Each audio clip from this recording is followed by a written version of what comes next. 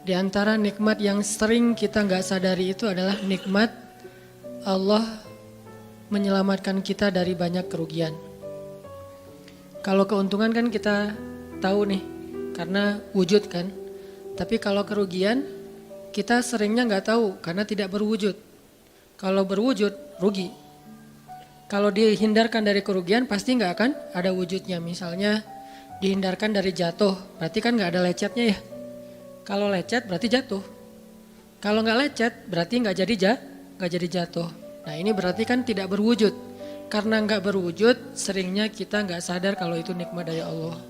Tapi kita harus belajar yakin itu sering terjadi dalam hidup kita. Baik itu lecet fisik ataupun lecet hati. Berat. Karena kalau udah kerasa di hati kita kan berarti ada masalah nih. Kadang-kadang Allah menyelamatkan kita dari kekecewaan, dari marah, dari sakit hatinya.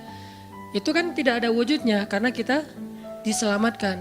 Tapi yakin bahwa sesungguhnya itu juga nikmat dari Allah. Makanya harus tetap bersyukur walaupun kita kadang gak bisa menghitung nikmat Allah. Karena emang gak mungkin menghitung nikmat Allah. Wa in ta'uddu ni'matallah. Gak mungkin kita bisa menghitung nikmat Allah. Gampangnya misalnya coba aja, ada nggak kita yang bisa ngitung jumlah tetes air hujan ketika turun hujan? Itu baru satu nikmat ya, hujan doang nih. Bisa nggak ngitung berapa tetes air hujan yang jatuh ketika kita lagi musim hujan? Atau sekali hujan aja nih, setengah jam berapa tetes? Nggak ada yang bisa ngitung. Itu aja nggak sanggup, apalagi nikmat-nikmat yang lebih besar. Nah jadi tetap walaupun kita nggak sadar nikmat Allah apa, tapi kita pakainya bukan cuma dengan logika. Hidup saya kayaknya gini-gini aja logikanya nih. Tapi kalau kita beriman sebetulnya nggak gini-gini aja. Hidup kita tuh harusnya lebih parah dari ini nih. Hidup kita tuh harusnya banyak masalah. Cuman sebagian besar masalah udah Allah hindarkan. Udah Allah selamatkan kita dari masalah-masalah itu. Cuman dikasih sebagian kecil sebagai pengingat buat kita. Kadang-kadang kalau nggak dikasih masalah sama sekali kita suka jauh dari Allah. Karena Allah kangen. Di antara hadis kangennya Allah kepada kita tuh, Allah kalau kangen kepada hambanya dikasih ujian. Hamba yang kayak gimana? Hamba yang kalau nggak dikasih ujian nggak deket sama Allah. Sehingga kalau Allah kangen sama kita, yang nggak deket sama Allah nih, suka lupa sama Allah, Allah kasih kita ujian. Tapi ujian yang dikasih juga ujian yang insya Allah masih ketahan sama kita. Karena Allah gak mau ngasih kita ujian yang mencelakai kita. Kalau itu terjadi namanya bukan ujian, tapi namanya azab. Dan insya Allah orang beriman gak dapat itu. Yang dapat kayak gitu tuh kelasnya udah kelas Firaun, Haman, Korun, Namrud ya. Abu Jahal, Abu Lahab itu kayak gitu tuh. Tapi kalau kelas orang muslim yang udah beriman cuman gak soleh-soleh amat, insya Allah yang dikasih bukan azab, yang dikasih adalah ujian. Kenapa? Allah kangen dengerin curhat kita di sepertiga malam. Allah kangen ngeliatin kita menangis dan manja kepada Allah. Allah kangen kita bangun tengah malam atau sepertiga malam berdoa kepada Allah. Allah kangen kita berdiri dan sujud dengan waktu yang lama. Kadang-kadang sujudnya setengah jam, saking lagi berserah diri kepada Allah. Allah kangen, makanya dikasih ujian dikit. Tapi ujian yang dikasih ke kita tuh sedikit dibandingkan yang Allah hindarkan dari kita. Tapi mana buktinya dihindarkan? Kalau ada buktinya namanya gak dihindarkan. Kalau sudah wujud namanya kena. Kalau gak kena pasti gak ada wujudnya. Terus gimana kita tahu? Kita mungkin gak tahu, tapi kita bisa meyakininya, iman. Makanya yang dipakai bukan hanya logika, tapi juga iman. Karena Allah Subhanahu wa taala menyelamatkan kita siang dan malam. Kulla yaumin huwa fi sya'n. Itu ayatnya. Kulla yaumin huwa fi sya'n. Setiap hari Allah sibuk menyelamatkan kita. Salah satu tafsir dari kalimat fi sya'nin adalah Allah sibuk menyelamatkan kita. Setiap hari kulla yaum. Sibuk menyelamatkan fulan-fulan, sebanyak jumlah manusia, sebanyak itulah yang Allah selamatkan. Bukan cuma mukmin, bahkan orang kafir juga kadang Allah selamatkan. Cuman di dunia, kalau di akhirat beda lagi ceritanya. Kalau di dunia, rahmat Allah semuanya dikasih. Baik kepada mukmin ataupun kepada yang tidak mukmin. Dikasih rahmat Allah di dunia, tapi di akhirat hanya berlaku bagi orang-orang yang beriman. Kenapa orang yang tidak beriman kok dikasih rahmat Allah di dunia? Karena di sisi Allah dunia itu kecil, gak terlalu berharga, makanya dikasih semuanya.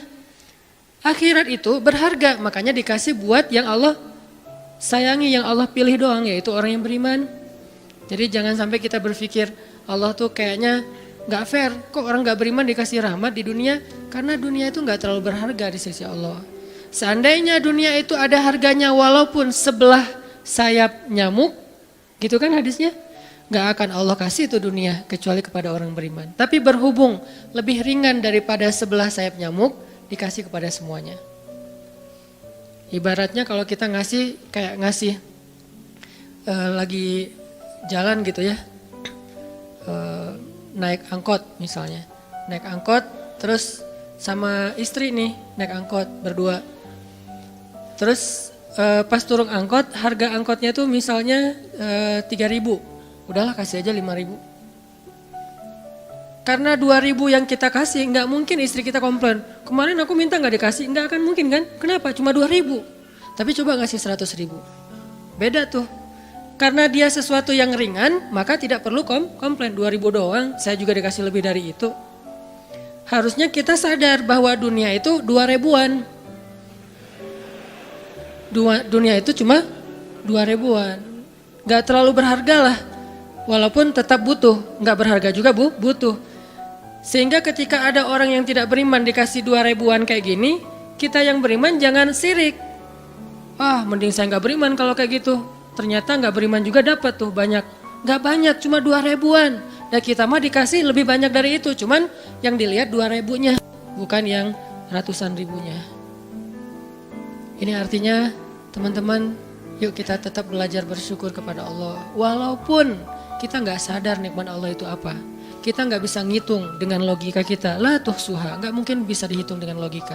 Tapi kita masih punya logika iman. Yang kita yakin, kulla yaumin huwa fi sya'n. Setiap hari itu Allah ngasih nikmat buat kita. Setiap hari itu Allah menyelamatkan kita dari banyak masalah. Setiap hari.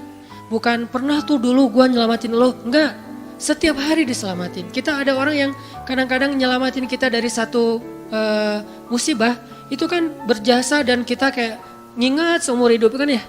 Dianggap kayak orang yang paling berjasa dalam hidup kita. Dulu hampir putus gara-gara dia gak jadi putus gitu. Nyambung lagi dalam bentuk yang halal misalkan ya. Berarti kan dia paling berjasa nih. Kalau gak gara-gara dia nih udah putus tuh. Kalau gak gara-gara dia udah cerai nih.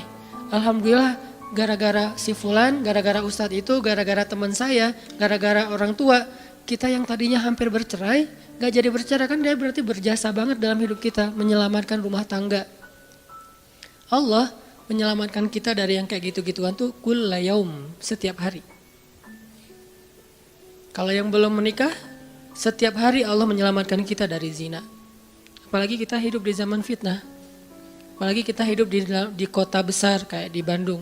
Yang fitnahnya mungkin lebih besar daripada di desa. Dengan mudah kita bisa terjerumus ke dalam dunia-dunia yang kayak gituan. Mudah banget. Tapi setiap hari diselamatin, besok diselamatin lagi, lusa diselamatin. Walaupun seringkali Allah pengen nyelamatin kita, kitanya aja yang kekeh gak mau diselamatin. Udah jatuh, Allah selamatkan dari apa? Dari makin terpuruk. Kadang-kadang kan jatuh ketiban tangga nih. Jatuh doang gak ketiban tangga. Allah selamatkan. Kalau gak diselamatkan 100%, minimal diselamatkan sebagiannya. Supaya kita gak benar-benar hancur. Itu sering. Yang pernah merasakan masa-masa kelam di masa lalunya, harusnya kan ketika kita dulu kayak gitu kita mungkin udah mati kali ya. Yang sering tawuran misalnya, yang sering tarung di jalan, alasannya alasan sepele gitu. Kayak kemarin saya pas ke Jakarta ada acara di daerah Bintaro tuh, lagi jalan, ada tawuran pelajar, pada bawa golok, bawa samurai, bawa celurit segala macam. Kita agak-agak kaget karena kita platnya plat D gitu kan. Agak bahaya nih di Jakarta soalnya.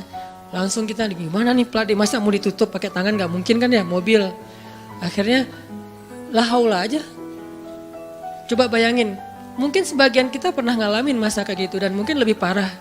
Yang kayak gitu-gitu mah udah jadi kayak sarapan lah. Kalau nggak makan siang.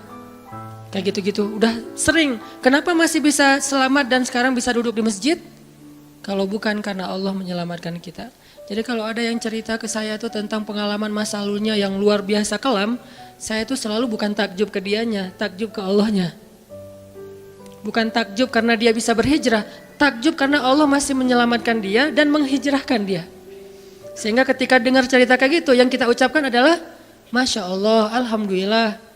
Bukan, wah hebat lo ya, dulu pernah bunuh orang, pernah ini, pernah semua dosa pernah gue lakuin dah. Itu gak perlu bangga, karena kalau dia gak diselamatin Allah, dulu udah celaka dengan dosa-dosa itu. Tapi karena Allah selamatkan, akhirnya dia diberi kesempatan. Bikin dosa dibiarin sama Allah. Bikin dosa dibiarin, bukan dibiarin berbuat dosa, dibiarin supaya dia kembali kepada Allah. Dikasih kesempatan. Dan itu gak sehari, bertahun-tahun kan kita kayak gitu. Masih aja Allah biarin. Masih Allah kasih kesempatan.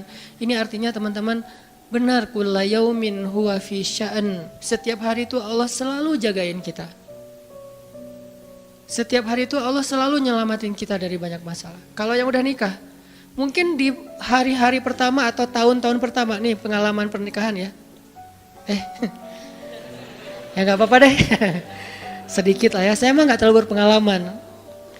Ada yang lebih berpengalaman dari saya lah ya. Ada sedikit pengalaman. Biasanya orang yang baru nikah ujiannya itu 3 tahun pertama. Kalau dia bisa ngelewatin masa 3 tahun pertama, insya Allah agak lebih mudah ke depannya. 3 tahun pertama ini paling berat. Apalagi kalau dia nikahnya, alhamdulillah gak pacaran. Kalau pacaran kan ujiannya udah sebelum nikah udah banyak ujian ya. Pas udah nikah ya udah selesai. Bukan udah selesai ujiannya, udah gak ada yang perlu udah hambar aja. Udah plain ya. Emang pernah gitu Ustaz? Enggak sih. Untung ya, untung. Alhamdulillah gak pakai pacaran. Soalnya yang pacaran diputusin melulu. Jadi yang udah pacaran lama, pas udah nikah, kita mau ngapain lagi ya? Kayaknya udah semua ya. Oh iya, udah semua. Bulan madu dari dulu juga udah sering. Kan udah agak-agak plain gitu kan. Tapi kalau yang belum nikah, belum pacaran, nikah nih. Jadi kayak benar-benar baru pacaran, cuman ada konsekuensi lain yang mungkin ini jadi kayak semacam ujian lah biar sabar. Masa-masa adaptasi, masa-masa saling mulai mengerti, oh ternyata kamu tuh kayak gini dan segala macam. Apalagi kalau baru nikah langsung LDRan kan berat banget tuh.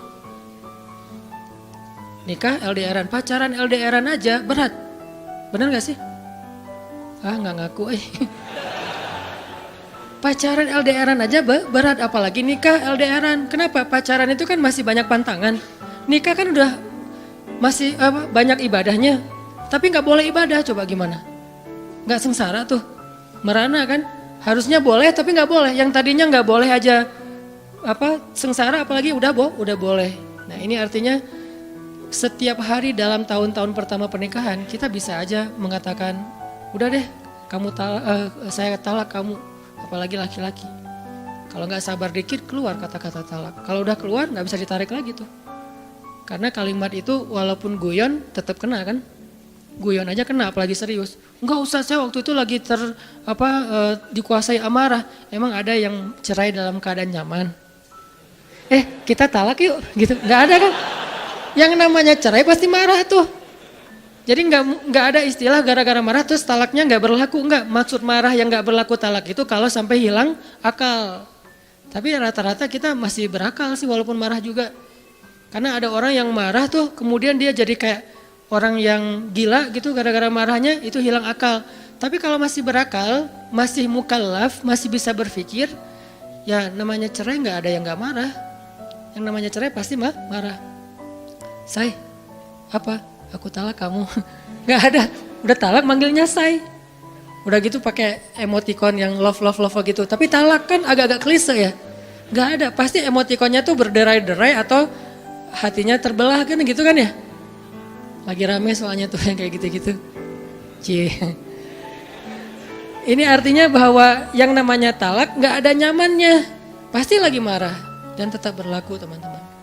Kalau nggak Allah membimbing lisan kita, mungkin hari kedua udah talak tuh. Kalau Allah nggak membimbing hati kita, mungkin bulan pertama udah talak.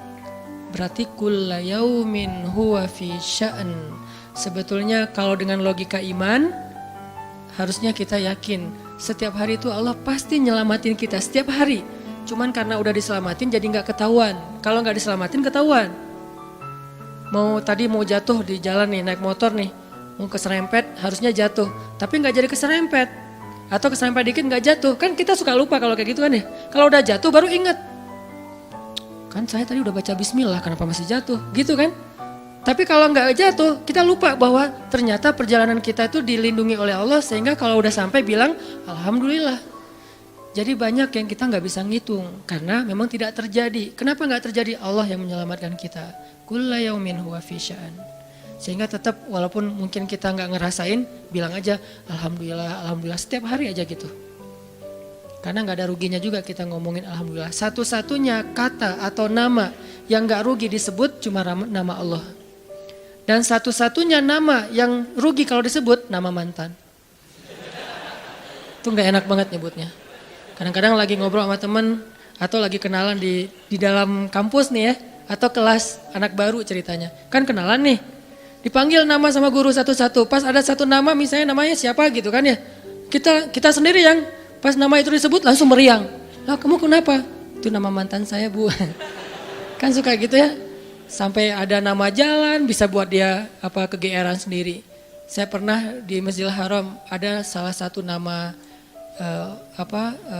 gate. Nama gate tuh, bukan gate Masjidil Haram ya. Kalau gate Masjidil Haram semuanya nama cowok. Kan gak mungkin saya punya mantan cowok kan. Salah satu gate di hotel lah. Itu namanya tuh nama, pokoknya gak usah disebut, ketahuan ntar. Di stalking lagi ya. Ada salah satu gate di hotel besar kayak Zamzam Tower gitu. Gate-nya tuh namanya nama seseorang. Pas ngeliat tuh, hah, gitu doang. Coba bayangin, nama aja bisa bikin kita calangap. Nama, coba. Jadi satu-satunya nama yang kalau disebut itu bikin kita gak nyaman, itu nama muatan. Dan satu-satunya nama yang kalau disebut bikin kita dapat kebaikan, cuma nama Allah Subhanahu wa Ta'ala. Setelah itu baru nama Muhammad SAW. Makanya gak ada ruginya lah bilang bismillah, innalillah, astagfirullah, masya Allah, subhanallah, dan segala macam yang ada kata Allahnya. Sehingga Nabi bilang, segala sesuatu yang di dalamnya ada nama Allah, maka diberkahi. Dan segala sesuatu yang di dalamnya tidak ada nama Allah, maka tercabutlah kebaikannya. Jadi gak ada rugi. Sehingga sampai nama orang aja yang paling baik itu adalah Abdullah sama Abdurrahman. Walaupun manggilnya Dol, El, tapi tetap namanya bagus nih, Abdullah, Abdurrahman. Kepanjangan prolognya. Tapi ada hubungannya. Allah itu kalau kangen sama kita, Allah kasih kita ujian. Makanya jangan bikin Allah ngasih kita ujian kalau kangen, tapi ngasih kita nikmat. Kenapa Allah kasih kita nikmat? Soalnya kita udah biasa, gak perlu diuji juga, udah tetap setiap malam tuh curhat sama Allah. Bukan pas lagi banyak masalah doang baru curhat. Kalau pas banyak masalah doang baru curhat, berarti pas kita lagi normal, kita lama tuh gak ketemu Allah. Gak pernah miss call Allah, gak pernah japri Allah, gak pernah curhat ke Allah, gak pernah DM. Kan Allah kangen nih. Kemana ya dia, kok gak pernah DM saya? Kok gak pernah miss call saya? Kok gak pernah japri ke saya? Padahal online-nya sering loh. Tapi kok gak pernah ke saya, nih online-nya masih apa nih? Kan Allah suka gitu sama hambanya. Walaupun dengan analogi sosmed ya. Tapi Allah tuh perhatian banget sama kita. Allah nungguin kita datang. Setelah sekian lama kita cuek sama Allah, tiba-tiba kita baru niat mau datang. Duh, udah lama juga ya saya belum japri ke Allah. Baru gitu doang, belum diketik nih, belum typing. Baru niat doang nih, Allah udah bahagia coba. Allah kok baik banget nih sama kita ya. Seolah-olah Allah butuh kita, padahal gak sama sekali loh. Ghaniyun anil alamin. Allah tuh gak butuh kepada siapapun di antara hambanya, gak butuh sama sekali. Tapi kayak seolah-olah Allah tuh yang butuh banget sama kita. Saking baiknya Allah. Allah itu raufun, rahimun, karimun, jawadun, apalagi latifun. Nah latifun Allah tuh. Sangat pengen dekat sama hambanya, itu Allah. Udah lama pergi nih, sibuk dengan semua orang dijapri, semua orang dia chat, sampai tengah malam chat sama orang lain. Tapi Allah gak pernah dijapri, Allah tungguin. Kalau manusia mungkin kita bisa nyebutnya kayak kesepian gitu, tapi Allah kan gak mungkin kesepian, tetap aja Allah nungguin seperti orang yang kesepian, saking kangennya sama kita coba. Begitu kita ada masalah datang ke Allah, Allah gak bilang, Giliran sekarang aja lo datang. Enggak kayak gitu Allah. Langsung Allah dekap. Langsung Allah, ada apa hambaku? Hal min haja, apakah kamu butuh sesuatu? Hal min taib, apakah kamu mau diterima taubatnya? Hal min mustaghfir, apakah kamu mohon minta ampun? Allah tanya kepada kita setiap malam. Dicuekin lagi, dicuekin lagi. Datang Allah ke langit dunia. Harusnya kan Allah suruh aja malaikat ya. Malaikat kasih tahu ke dia supaya berdoa. Enggak, Allah yang langsung turun. Ibaratnya Allah yang ngejapri kita. Enggak dirit juga.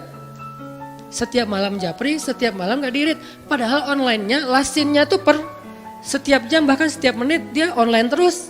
Tapi yang Allahnya enggak dirit, ketimpa lagi tuh. Marahkah Allah? Enggak. Kalau Allah marah, pasti kita udah celaka dari dulu juga. Karena kalau Allah udah marah, maka perhatikanlah kaum-kaum sebelum kalian, kata Allah. Perhatikanlah kaum-kaum sebelum kalian, Ad, Samud, atau tokoh-tokoh sebelum kalian, Firaun, Haman, Namrud, dan seterusnya. Perhatikan kalau Allah udah marah nih. Berarti Allah belum marah sama kita. Tapi jangan sampai batasan waktu yang Allah buat itu kita lewatin, itu bahaya. Karena kalau Allah sudah menentukan waktunya, gak bisa ditolak lagi sama kita.